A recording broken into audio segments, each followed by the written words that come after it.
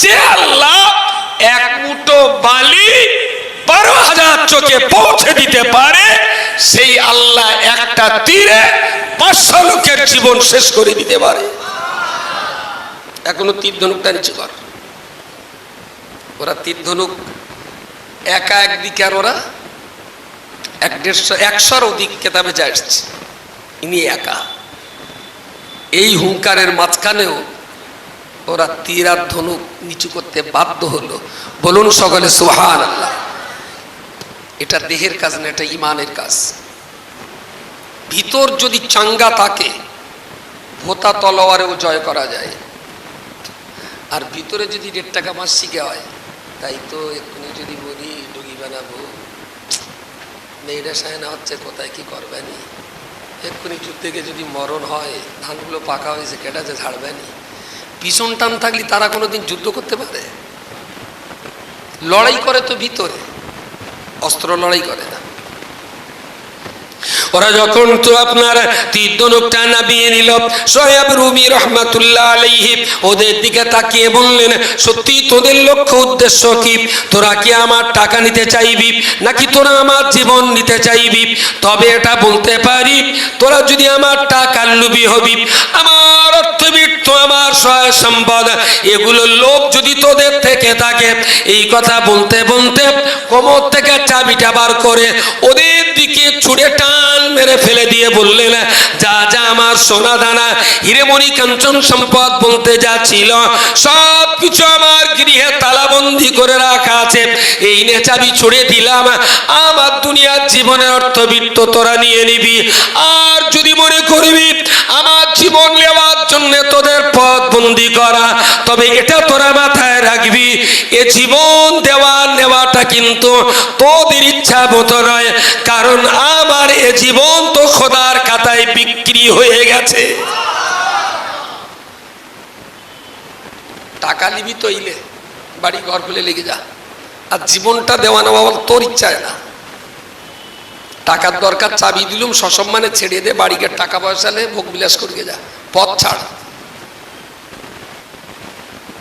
ওরা এই সম্পদের চাবি যেই দিয়েছেন, যে যার মতন তীর ধনুক ফেলে দে, আগে কেটা চাবি লিতে পারে, বুঝতে পারেননি? রাস্তা ক্লিয়ার হয়ে গেল। সোহেব রুমি রহমাত রাদিয়াল্লাহু আনহু নির্বিঘ্নে মদিনায় চলে গেলেন। মদিনায় চলে গেলেন।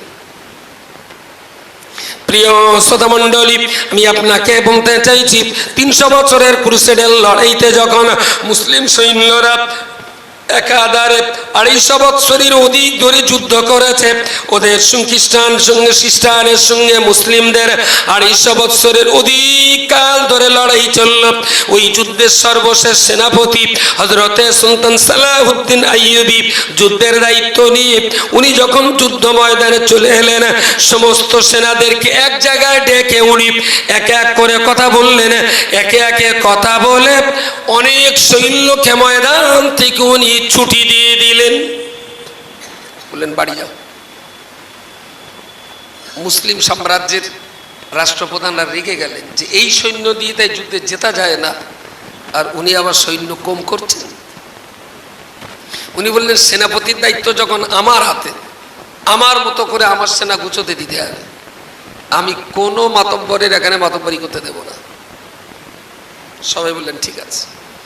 প্রায় 4 আনা পরিমাণ সৈন্য ছাঁটাই করে দিলেন, যা ছিল।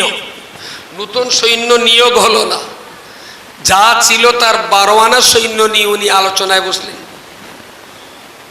যে আমার নেতৃত্বে কাজ করতে গেলে 5 ওয়াক্ত নামাজ পড়া লাগবে, আমার নেতৃত্বে যুদ্ধ করতে গেলে প্রতিদিন সকাল সন্ধ্যা কোরআন পড়তে হবে। যুদ্ধ ময়দানে মরা এটা কপালের ব্যাপার, যে কোনো কপালে যুদ্ধে শহীদ হওয়া যায় না। 2015-16 সালে একবার সেই মক্কা শরীফে কেরেন ভেঙে পড়েছিল, মনে পড়ে? বউ হাজিরা মারা গিয়েছিল, কেরেন ভেঙে পড়েছিল একবার। মসজিদুল হারামের বাইরে কেরেন ছিল, বিরাট বড় কেরেন, তো সেই কেরেনের ওই ডানা ভেঙে ভিতরে পড়েছিল। তওয়াফ করাকালীন বহু হাজিও মারা গেছিলেন। এখন আমরা খবর পেয়েছি, ফোন করে করে খবর নিচ্ছি।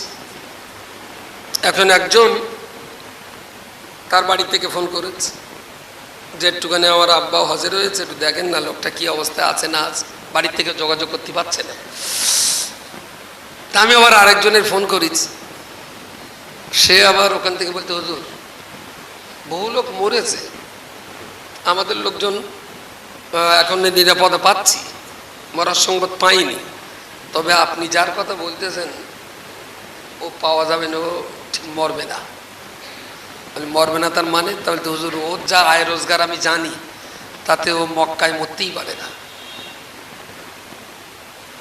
আমি তারা তাদের বাপ পাচ্ছে না, তোর এখন নঙ্গ লেগেছে? তাহলে তো হুজুর বিশ্বাস করেন মক্কায় মরতে গেলে কপাল লাগে, যে কোনো কপাল নিয়ে মক্কায় মরণ হয় না, তাতে আবার হারামের ভেতরে। আপনি দেখবেন ও মাল পাওয়া যাবে না, আসরের নামাজের আগে মাল পাওয়া গেল। আমার তা তোর জবানে সত্যি দাম আছে, তুই যা বললি তাই কেটে গেল। বলে আমি তো জানি তো পার্টির ওইসব জিনিস কোনোদিন মক্কায় মরে। আল্লাহ পাকের বান্দা সুলতান সালাহউদ্দিন আইয়ুবী সেনাদেরকে লক্ষ্য করে বললেন, আসলে যুদ্ধ ময়দানে শহীদ হতে গেলে তারও কপাল লাগে। সত্যি কি তোমরা যুদ্ধ ময়দানে শহীদ হতে চাও?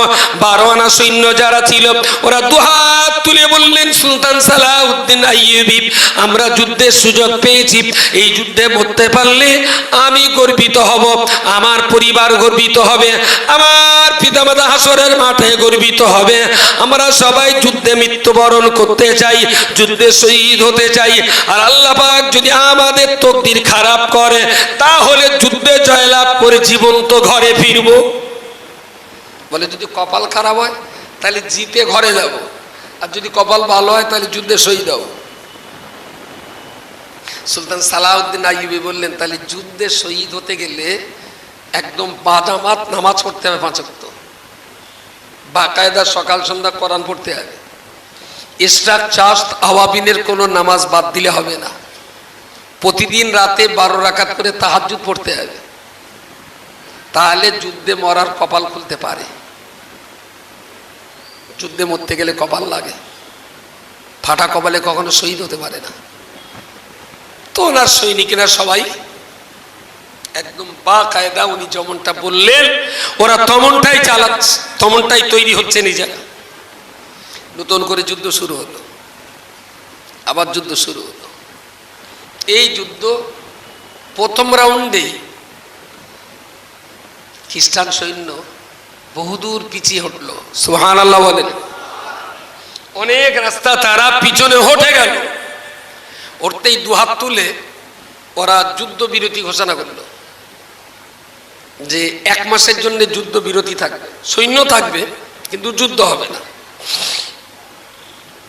ওরা মিটিং বসলো যে ওদের সৈন্য এত ছিল, যুদ্ধ এইরকম হতো, সৈন্য কমে এখন এত হয়েছে, কিন্তু যুদ্ধের প্রখরতা এত বেড়ে গেছে কেন? যুদ্ধের আকার এত ভয়ঙ্কর হলো কিভাবে? এইটা পর্যালোচনা করে ওরা কোনো উত্তর খুঁজে পাচ্ছে না। ওদের গুরু যারা ছিল তারা এসে সব কথা শুনে বুঝে বললেন, এক কাজ করো, আমার কিছু সোনার টাকা দাও। সোনার টাকা, তখনকার দিনে কয়েন সোনারই ছিল।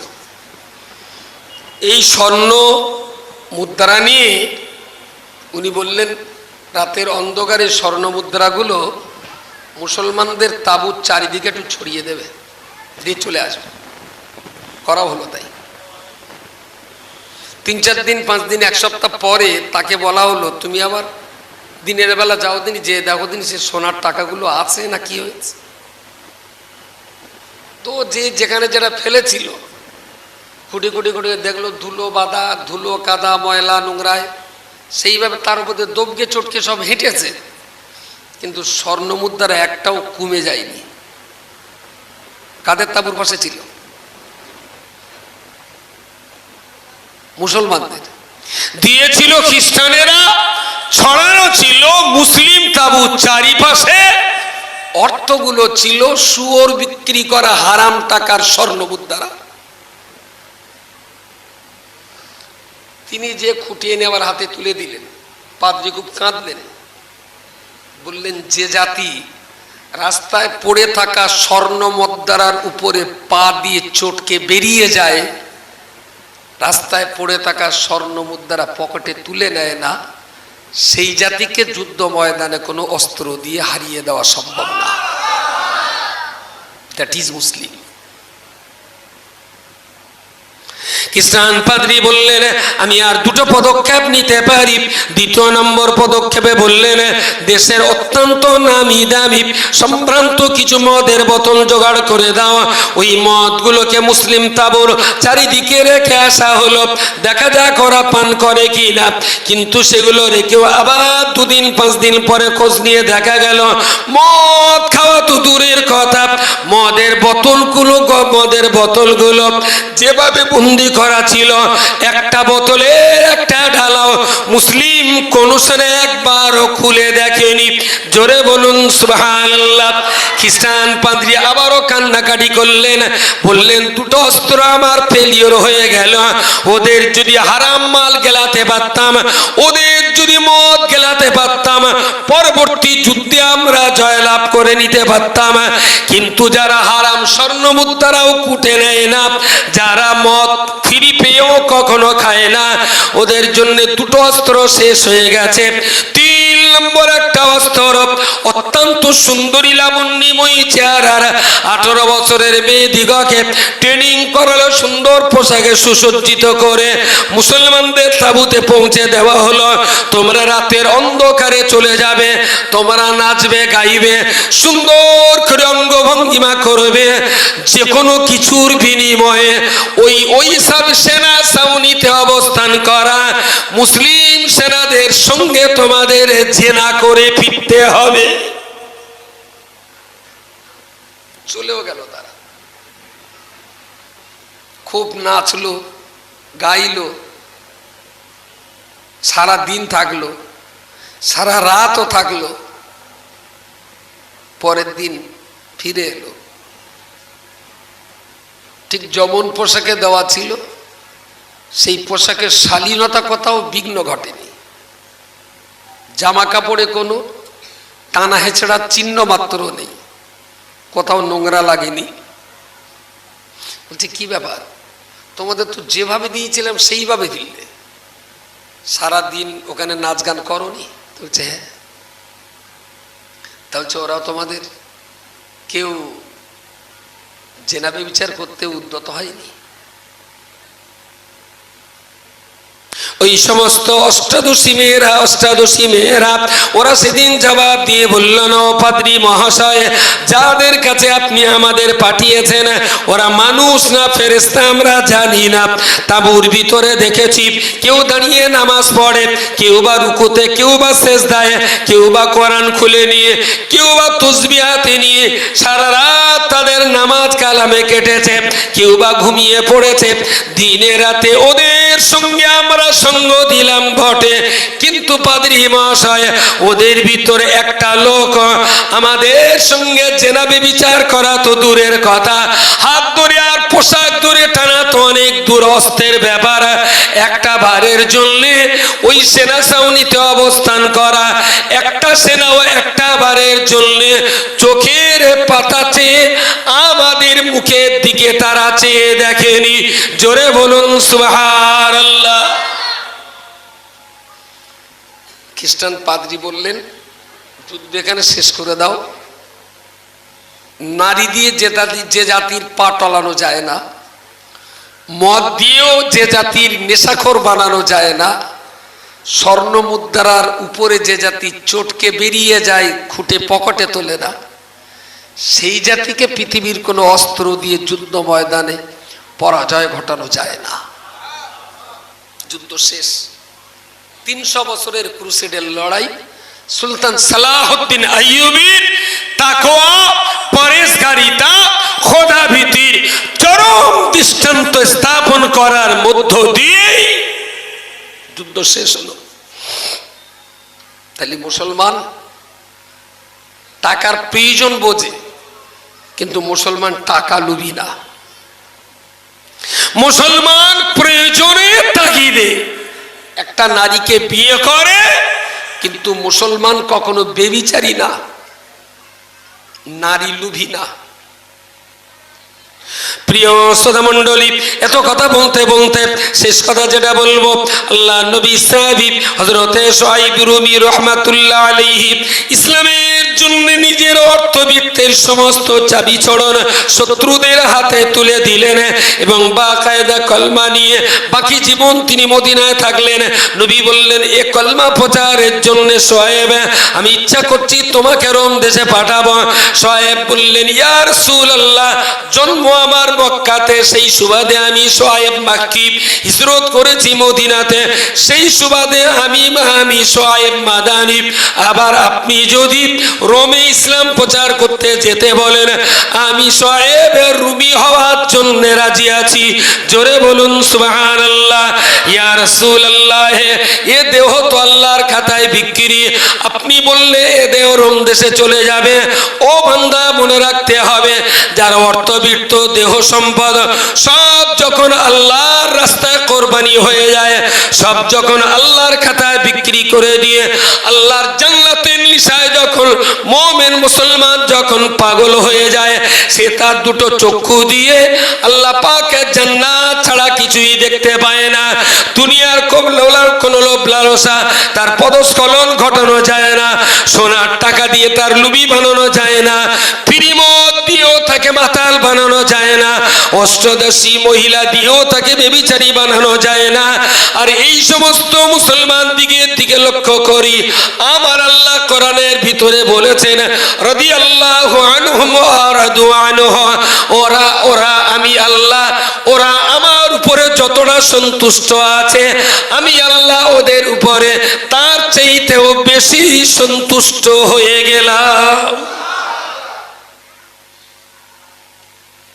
আচ্ছা, আমার এই 1 ঘন্টা ধরে কথা বলার পর 1 ঘন্টা ধরে দেহ আর অর্থ আল্লাহর খাতায় বিক্রি, পকেটে যে কটা টাকা আছে টাকা কটা এখন অরিজিনালি কার খাতায়? কথা বলেন, কার কথা শোনাচ্ছি আমি? বলি, আপনার দেহ আর আপনার টাকা যদি জান্নাতের নেশা থাকে, তাহলে দেহটার পকেটের টাকার আসল মালিক কেডা? কিন্তু সেরকম জোর হচ্ছে বলে মনে হয়। আল্লাহ বলেছে, কিন্তু সেরকম ঠিক আমি জানি। আপনার টাকা আপনার স্ত্রীর হক রয়েছে, আপনার অর্থে আপনার বিবি, আপনার ছেলে, আপনার মেয়ে, আপনার বৃদ্ধ পিতামাতার হক রয়েছে, তাদের পিছনে খরচা করা, এটাও তো আল্লাহ পাকের হুকুম রয়েছে। তাদের পিছনে খরচা করা, এটাও তো আল্লাহর নির্দেশ রয়েছে। বিবির পিছনে খরচা করা, ওটাও তো আল্লাহর নির্দেশ। ছেলে মেয়ে লেখাপড়া শেখাতে খরচা করা, ওটাও তো আল্লাহ পাকের নির্দেশ। আপনার রোজগার করা অর্থ বৃত্তে আপনার ছেলে, আপনার মেয়ে, আপনার বিবি, আপনার বাচ্চা, আপনার মা, তাদের উপরে যেমন আপনার দায়িত্ব রয়েছে। এতিম অসহায় আল্লাহ রাস্তায় ইলমে দ্বীন হাসিল করার জন্য যারা ঘর থেকে বেরিয়ে যায়, রাসূল বলেছেন ওরা জান্নাতের পথের পথিক। আপনার উপার্জন করা অর্থে যেমন আপনার বাপ এবং মায়ের হক রয়েছে, আপনার উপার্জিত পয়সায় তেমন ইলমে দ্বীন হাসিল করতে আসা ছাত্র ছাত্রী ছেলে মেয়েদের উপরেও তেমনটাই হক রয়েছে। বাপ মার যেমন ভাগ আছে, ওই টাকায় ইসলামের জন্য যারা ফি সাবিলিল্লাহ বেরিয়ে পড়েছেন তাদেরও ভাগ আছে। এই এলাকায় অনেকগুলো মাদ্রাসা, কোন মাদ্রাসা আল্লাহর রহমতে পিছিয়ে নেই, সব উন্নতি হচ্ছে। এটাও যে উন্নতি হয়নি আমি বলবো না। মাত্র গত 4 বছরের ভিতরে এই বিল্ডিং এর বয়স কত? 4-5 এরকম কয়েক কোটি টাকার কাজ হয়েছে। সবই এই কাছাকাছি এই গ্রামের এই আশপাশের মানুষদের দেওয়া টাকা। একেবারে কাজ হয়নি আমি বলবো না, হয়েছে। কিন্তু এই প্রতিষ্ঠানটাকে এইভাবে যদি চালিয়ে নিয়ে যেতে হয়, টাকা আপনাকে দেওয়াই লাগবে। পকেটে যা টাকা আছে সব টাকা আপনার বাপের টাকা না।